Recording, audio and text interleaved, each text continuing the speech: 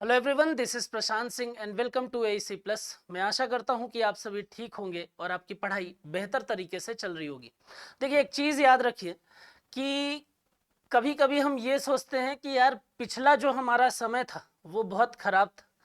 पिछले जो कल बीत गया है उस कल पर बहुत सारी मुसीबतों का सामना हमको करना पड़ा है। तो आप याद रखिए कि पिछला जो कल हो गया है या जो बीत चुका है उसके बारे में वरी करने से, उसके बारे में बहुत ज़्यादा सोचने से उसमें किसी प्रकार का कोई बदलाव होने वाला नहीं है। लेकिन एक चीज़ याद रखिए कि अगर आप आगे आने वाले कल के बारे में सोच रहे हैं और आगे आने वाले कल के बारे में आप मेहनत कर रहे हैं तो वो कल जो है वो जरूर बेहतर बनने वाला है। तो याद रखिएगा कि बीता हुआ कल कभी बदला नहीं जा सकता, लेकिन आने वाला कल हमेशा आपके हाथ में होता है। तो अगर आपको ये लगता है कि पिछला जो कल है जो बीत चुका है वहां समस्या थी, तो उस समस्या को आप फ्यूचर में ना झेलें, इसके लिए आप अपने आगे आने वाले कल के लिए मेहनत जो है वो लगातार करते रहिए। तो ये आपके हाथ में है ना, इसमें अगर आप मेहनत करोगे तो आप अपने लिए मेहनत करोगे।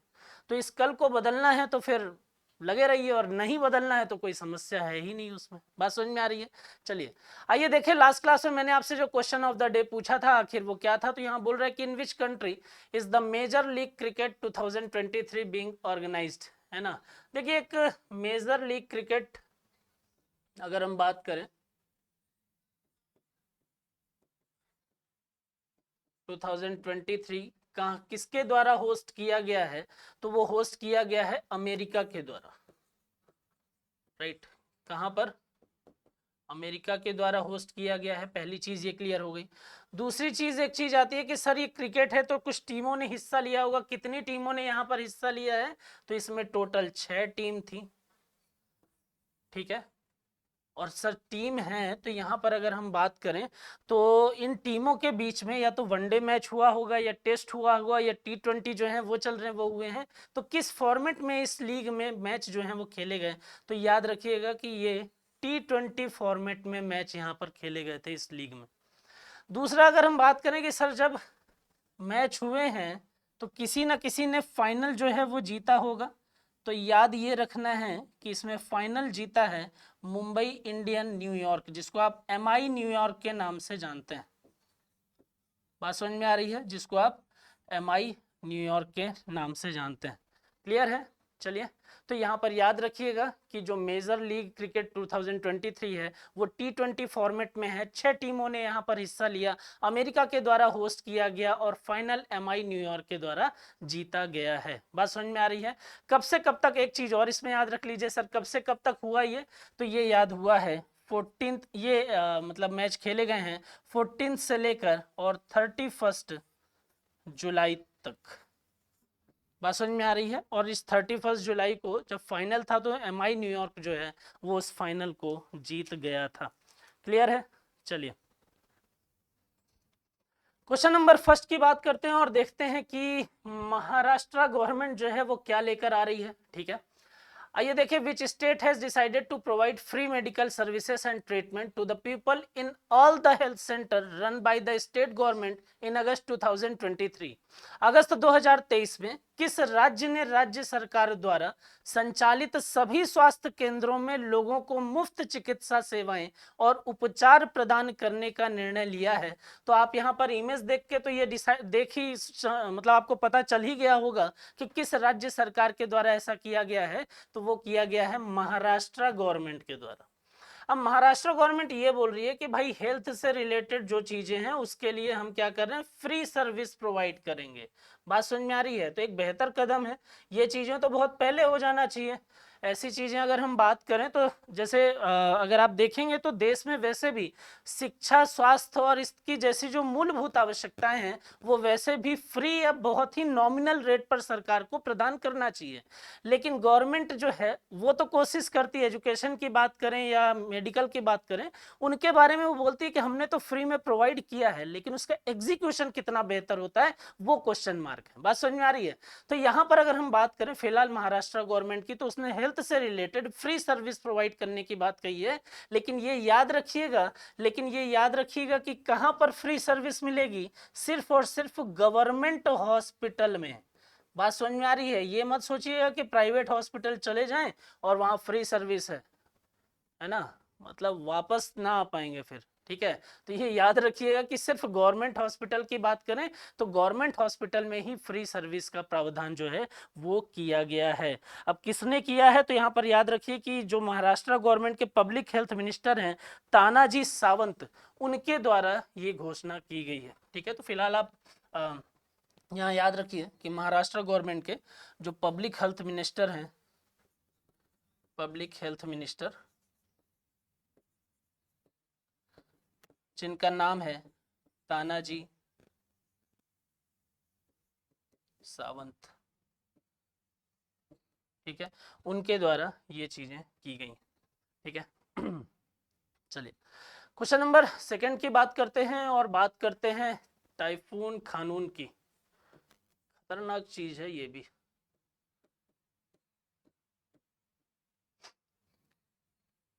टाइफून खानून की हम बात करते हैं कि heat power lines in Okinawa in which country. यहाँ पर अगर हम बात करें तो बोल रहा है ओकिनावा में बिजली लाइनों को प्रभावित करने वाला ये जो तूफान था वो किस कंट्री में, ओकिनावा में बिजली लाइनों को प्रभावित इसने किया है।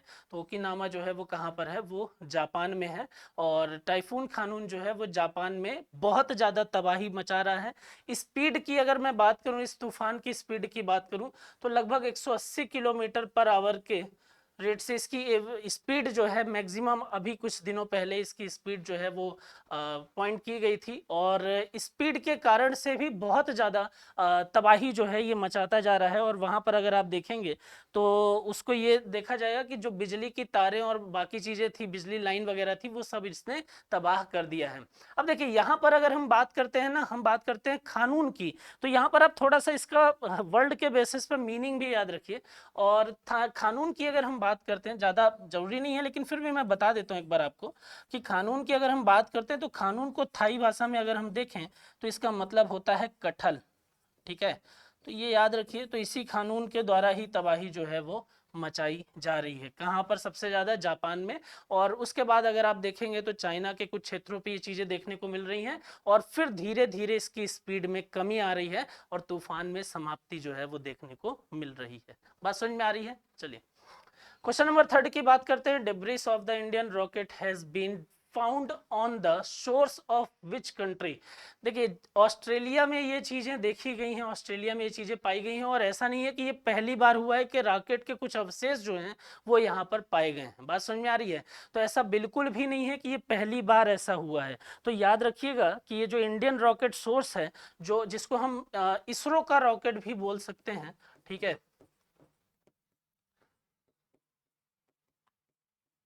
इसरो के रॉकेट का मलबा आप कह लीजिए। ठीक है, तो वो मलबा जो है वो यहाँ पर आप देखेंगे जो शोर है वो यहाँ पर मिला है। और कौन सी कंट्री में मिला, ऑस्ट्रेलिया में। और ये कई बार हो चुका है। ठीक है, ऑस्ट्रेलिया में इस तरीके की चीज़ें जो हैं वो कई बार मिलती रहती हैं।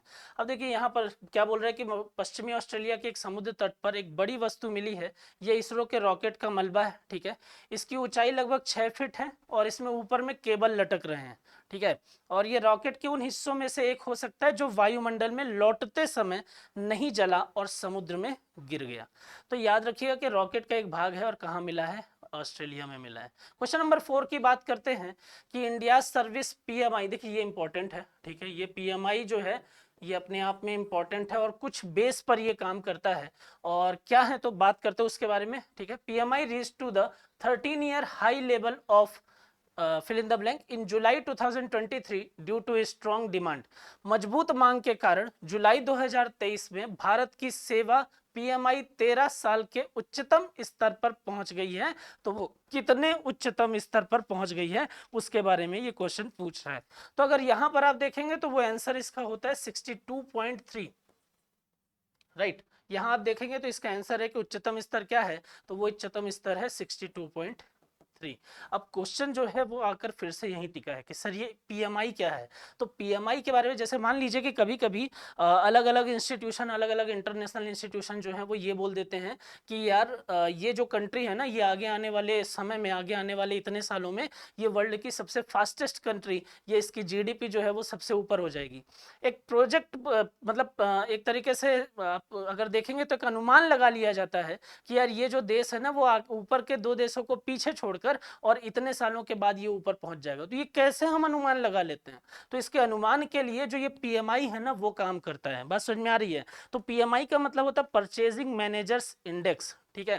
तो इसका फुल फॉर्म की अगर मैं बात करूं तो ये होता है परचेजिंग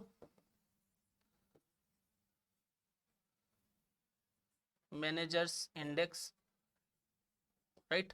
तो अगर फुल फॉर्म याद करना है तो ये याद कर लीजिए कि पीएमआई को बोलते हैं परचेजिंग मैनेजर इंडेक्स, और इस परचेजिंग मैनेजर इंडेक्स के 5 बेस हैं, ठीक है।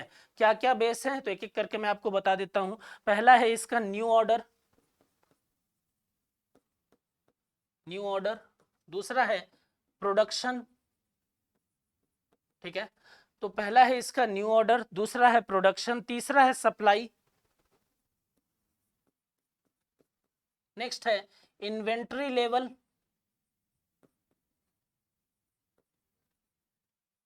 ठीक है। नेक्स्ट है इन्वेंट्री लेवल, और लास्ट है एम्प्लॉयमेंट स्कोप,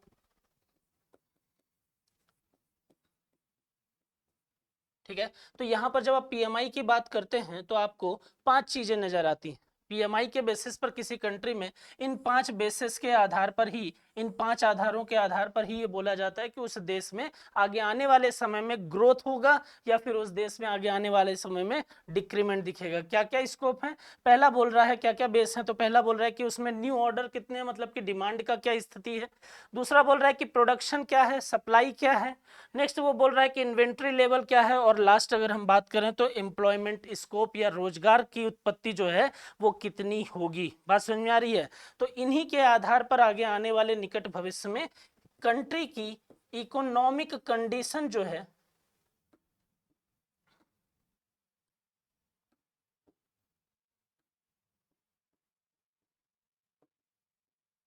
कंट्री की इकोनॉमिक कंडीशन जो है वो मेजर की जाती है।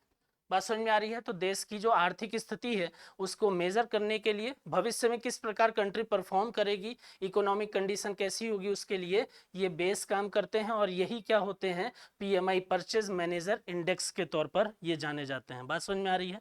चलिए क्वेश्चन नंबर 5 की बात करते हैं। देखिए ये थोड़ा सा एक चिंता का विषय है, ये क्वेश्चन जरूर एक चिंता का विषय है भारत के लिए। क्यों है वो देखिए, हम बात कर रहे हैं CIS MOA की, ठीक है। अब ये CIS MOA क्या है उसके बारे में बात करते हैं। कि बोल रहा है कि the Pakistan cabinet gave its approval for the signing of the communication interoperability inter interoperability and security memorandum of understanding between Pakistan and which country? America के साथ में ये समझौता जो है वो हुआ है। और ये एग्रीमेंट की अगर मैं बात करूं, ये मेमोरेंडम ऑफ अंडरस्टैंडिंग MOU की अगर मैं बात करता हूं, तो ये जो MOU है, मेमोरेंडम ऑफ अंडरस्टैंडिंग है, यहाँ पर किस तरीके की चीजें होती हैं। देखिए ये मतलब साइन जो है, इस तरीके की डील जो है वो अमेरिका ने पहले भारत के साथ में कर रखा है, और 2018 में ही ऐसी डील जो है वो भारत के साथ में हुई थी। अभी हाल ही में इस क्वेश्चन के आधार पर आप देखेंगे तो किसके किसके बीच में नजर आ रही है, पाक और USA के बीच में। बात समझ में आ रही है? और इंडिया के साथ में अमेरिका ने ये डील जो है वो किसके साथ, कब की थी, 2018 में भारत के साथ,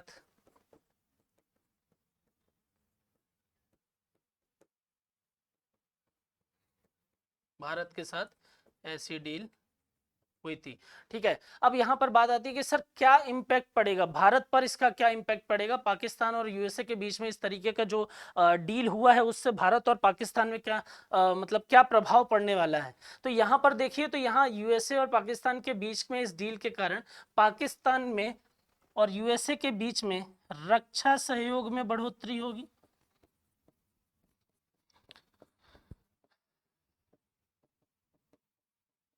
क्या बोल रहा है कि भाई रक्षा सहयोग में बढ़ोतरी होगी। दूसरा बोल रहा है कि इन दोनों देशों के बीच में अलग अलग लेवल पर अभ्यास होंगे, ठीक है। कार्यक्रम चलाए जाएंगे, प्रोग्राम जो है वो चलाए जा सकते हैं, ठीक है। इस प्रकार की चीजें देखी जा सकती हैं। तो यहां पर क्या समझ में आ रहा है कि जो स्थिति भारत के साथ में अमेरिका की थी, वैसी ही कुछ स्थिति अब कहां निर्मित हो रही है, पाकिस्तान के साथ में। और एक सबसे इंपॉर्टेंट जो चिंता का विषय बना हुआ है कि ऐसी डील के कारण अमेरिका से पाकिस्तान को, अमेरिका से पाक की अगर मैं बात करता हूं तो पाक को खतरनाक हथियार भी मिल सकते हैं।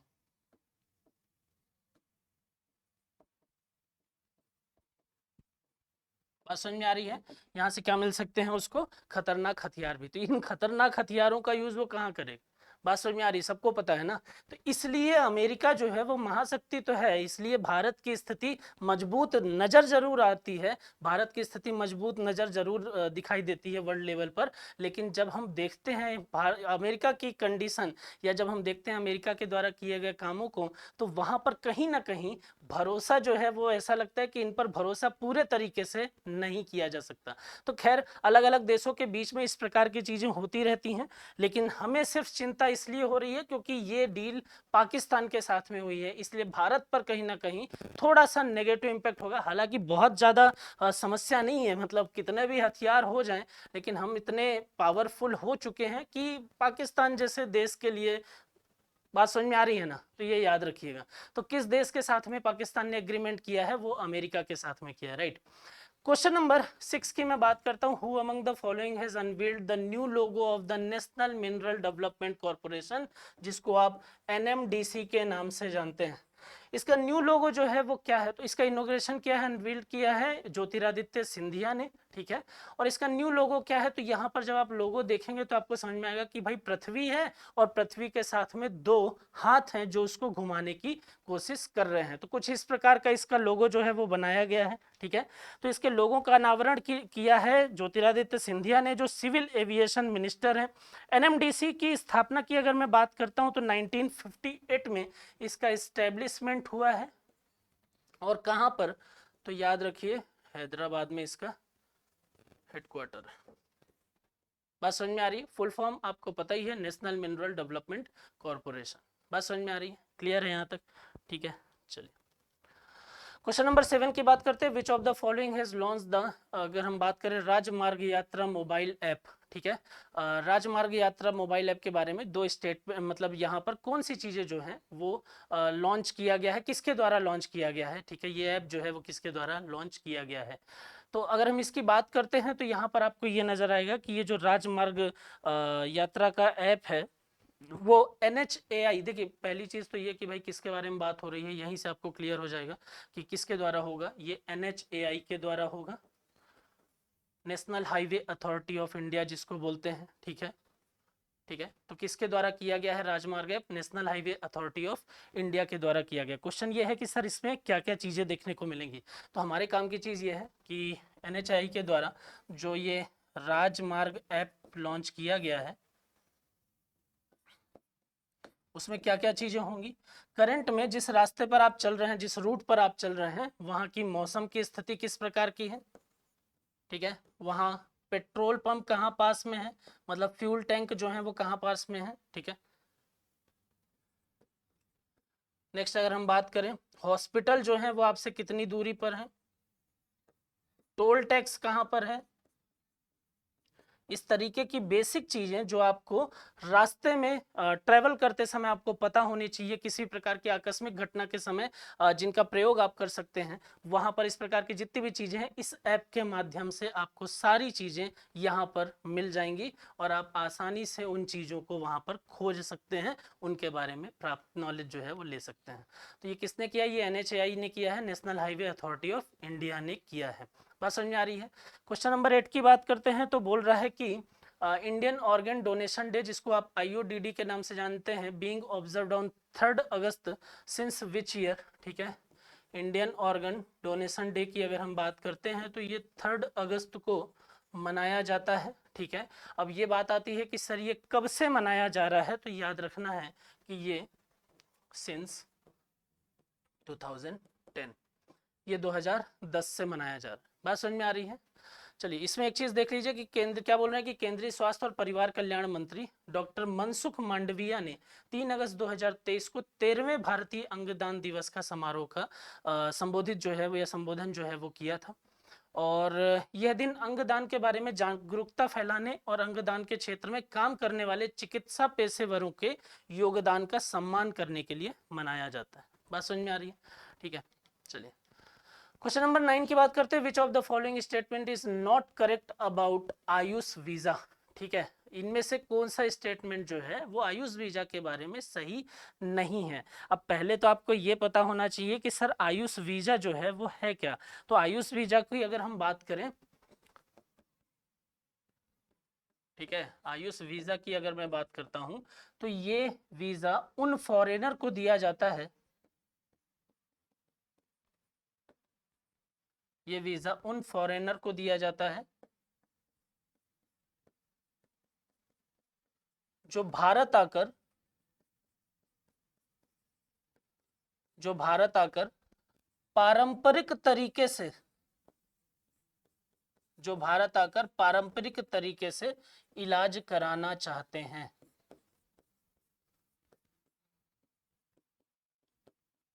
बात समझ में आ रही है? तो ये याद रखिएगा कि आयुष वीजा जो है वो किसको प्रोवाइड किया जाता है, ऐसे फॉरेनर को जो भारत आकर पारंपरिक तरीके से इलाज कराना चाहते हैं। आपके लिए क्वेश्चन मैं यहाँ पर दे रहा हूँ, ये क्वेश्चन बार बार अलग अलग जगहों पर पूछा जाता है, ठीक है, अलग अलग प्रकार से कि आयुष से रिलेटेड। तो आप मुझे फटाफट कमेंट करके बताइए कि आयुष में किस प्रकार की मेडिकल या आयुष का फुल फॉर्म जो है वो क्या है, किन 5 प्रकार की मेडिकल के बारे में इसमें बताया गया है। तो इसका फुल फॉर्म जो है वो क्या है, फटाफट आप मुझे कमेंट करके बताएंगे। तो यहाँ क्या बोल रहा है, आयुष वीजा उनको दिया जाएगा, उन फॉरेनर को दिया जाएगा जो भारत आकर अपना इलाज जो है वो कराना चाहते हैं, उनके लिए ये किया जाएगा। और ऐसा कॉन्सेप्ट लाया क्यों गया है, तो याद रखिए कि भारत में या भारत की जो उपचार प्रणाली है,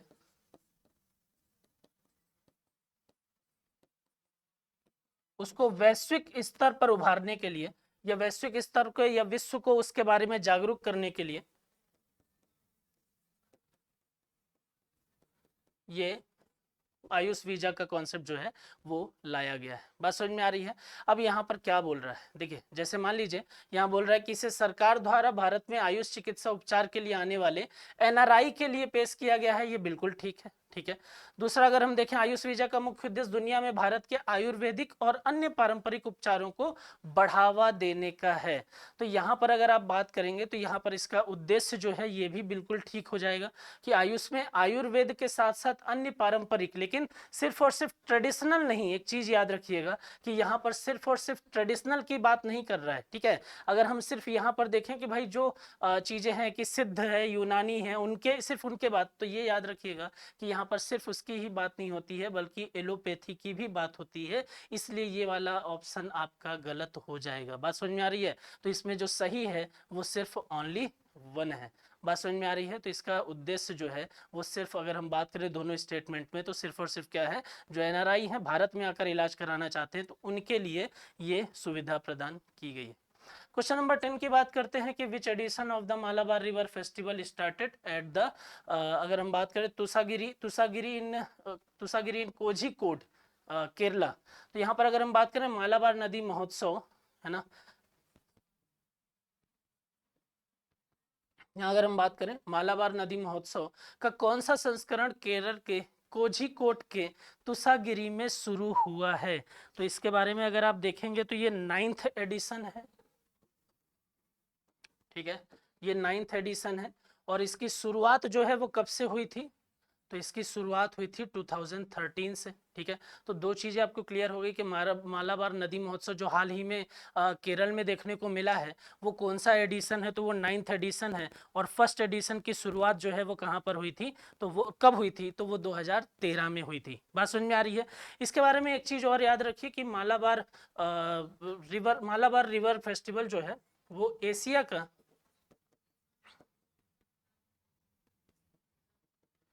बिगेस्ट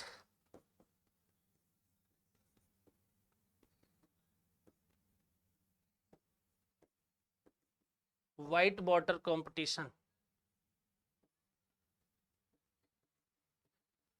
बात समझ में आ रही है? ये क्या है, ये एशिया का बिगेस्ट व्हाइट वाटर कंपटीशन है, इसको भी आप याद रखेंगे। अब बात ये आती है कि सर ये एम क्या है इसका, तो इसका एम की अगर हम बात करें तो यहाँ पर आप देखेंगे कि ये एक नाव के जैसे दिखने वाली एक चीज है जिसमें अलग अलग लोग बैठकर और उसको चला रहे हैं, तो इसको हम बोलते हैं कायाकिंग।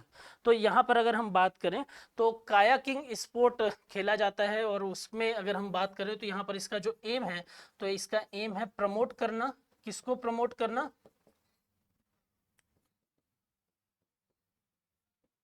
कायाकिंग एक्सपोर्ट को। बात समझ में आ रही है? तो यहाँ पर आप देखिए तो मालाबार जो है वो एशिया का बिगेस्ट वाइट वाटर कंपटीशन है। 9th एडिशन हाल ही में केरल में देखने को मिला है और स्टार्ट कब से हुआ था? 2013 में। और कायाकिंग स्पोर्ट को प्रमोट करने के लिए ये चीज़ें की जाती हैं। बात समझ में आ रही है? क्लियर है?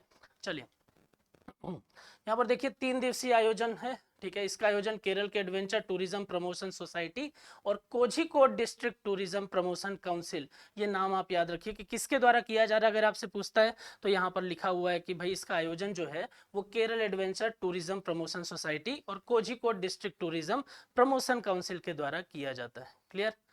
तो ये हमारे आज के 10 क्वेश्चन थे। आपके लिए जो आज क्वेश्चन ऑफ द डे है वो ये है कि शोधकर्ताओं ने भारत में हिमालयन गिद्ध के बंदी प्रजनन का पहला मामला दर्ज किया है और ये किस चिड़ियाघर में हुआ है। ठीक है, तो इसके बारे में पढ़िए, ढूंढिए और फिर कमेंट करके बताइए। ठीक है, फिर आज के लिए इतना काफी है। आप पढ़ाई करते रहिए, खुश रहिए। Thank you so much.